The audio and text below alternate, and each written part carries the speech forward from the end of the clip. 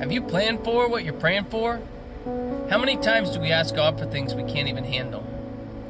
Just like my 8-year-old asking for the keys to my truck. Many times we ask God for things we aren't ready for. I want you to look at what you're asking God for. Now ask yourself, what do I need to get ready for it? Because God's going to do it, but there's some things we got to do before He can do His part.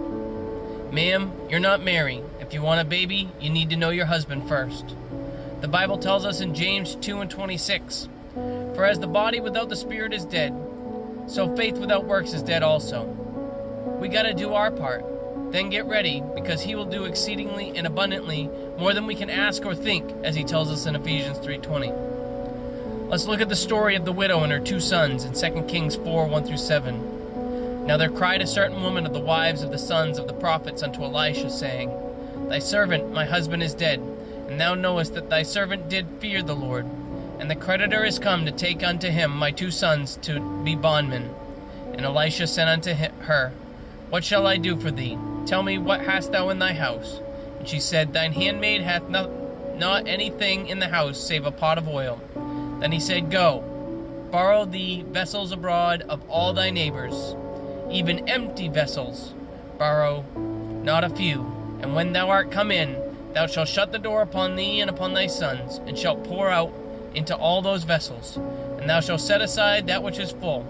So she went from him, and shut the door upon her, and upon her sons, who brought the vessels to her, and she poured out. And it came to pass, when the vessels were full, that she said unto her son, Bring me yet a vessel. And he said unto her, There is not a vessel more. And the oil stayed. Then she came and told the man of God, and he said, Go, sell the oil, and pay the debt, and live thou and thy children of the rest.